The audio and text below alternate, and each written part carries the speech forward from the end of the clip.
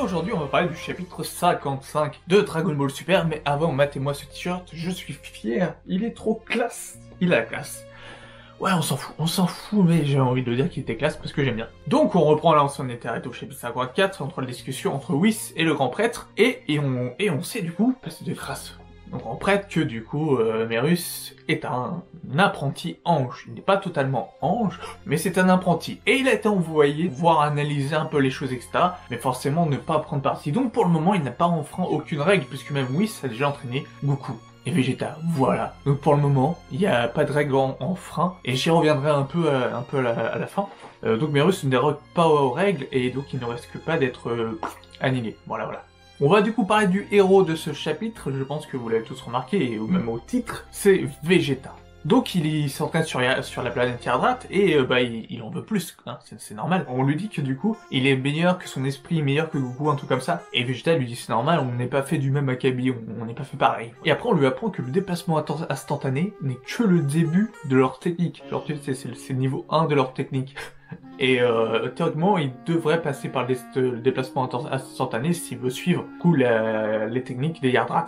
Je pense que certains auraient dit putain merde, Vegeta, le déplacement instantané, ça fait chier puisque Goku l'a comme technique. Et finalement, à la fin du coup du chapitre, enfin à la fin, on sait que finalement il aura clairement sûrement pas le déplacement instantané, il aura autre chose. Et là, à ce moment-là, t'as les sbires de Moro qui arrivent et qui défoncent un peu tout, etc. Et il y a Vegeta qui voit ça. Et comment dire, il explose littéralement la gueule avec une sorte de ki flingue, je sais pas trop quelle technique c'était, mais ça a fait un putain de dégâts sur Yuzun, parce que du coup le mec s'appelait Yuzun qui était là pour donner du coup de l'énergie à Molo, pour dire si la planète était comestible ou non. Il s'est fait totalement annihiler par Vegeta, enfin bref, il est encore en vie, mais il s'est pris une grosse boule dans la figure, et j'ai retrouvé un peu l'humour Dragon Ball-esque de l'armée du ruban rouge avec Yuzun. Je sais pas pour vous, mais en tout cas pour moi j'ai retrouvé un peu cet humour, et ça m'a plu. Je trouvais ça marrant. J'ai trouvé le comportement de Yuzun assez comique. Il m'a fait penser au méchant là,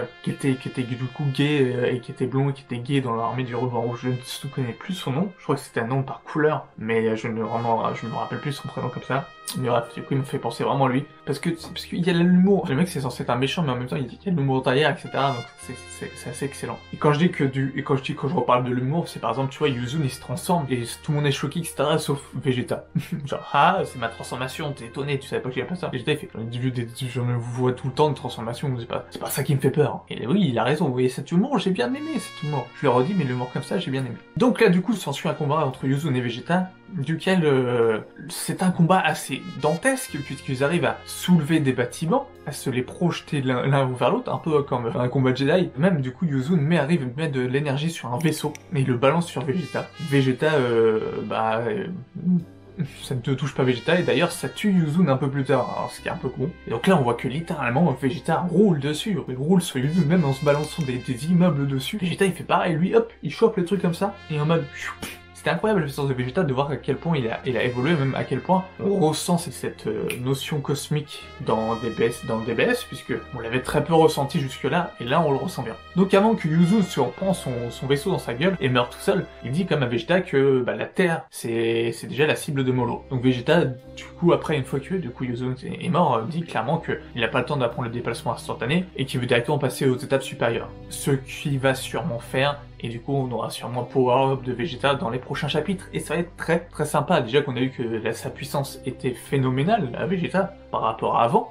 J'ai hâte de découvrir comment Vegeta va évoluer, comment Vegeta va aller au-delà d'un Goku Ultra Instinct, par exemple. Peut-être pas au-delà, mais qui peut être équivalent à Goku. J'ai hâte de voir quel genre de technique il peut apprendre. Parce que c'est des Yardrat. Les Yardrat sont pas basés sur leur puissance, mais... sur leur diversité des techniques qui sont différentes. Comme le déplacement instantané, c'est pas une technique de puissance par exemple. Voilà, ce n'est pas des techniques basées sur la puissance. Alors Moro, il voit tout ça. Il voit tout ça et il dit ouais, du coup, j'ai sûrement bouffé quelques planètes pour vraiment être à fond, parce que lui, Moro, commence à prendre la menace au sérieux. Et du coup, il se dirige sur Terre et les 2 mois arrivent. Les 2 mois, il y a eu un éclipse de 2 mois. Ça y est, du coup, le combat final va commencer, je pense. Mais juste avant, on reprend du coup sur du Merus et du Goku qui s'entraînent. Et du coup, Merus demande à Goku s'il est prêt pour un vrai combat. Et à ce moment-là, Whis les interrompt. Whis les interrompt parce que du coup, il dit, bah stop, t'as le droit de les entraîner, mais pas de vrai combat, etc. Pour la peine, tu reviens avec moi dans le royaume des anges. T'as Goku qui fait, ah ouais, t'es un ange, ok.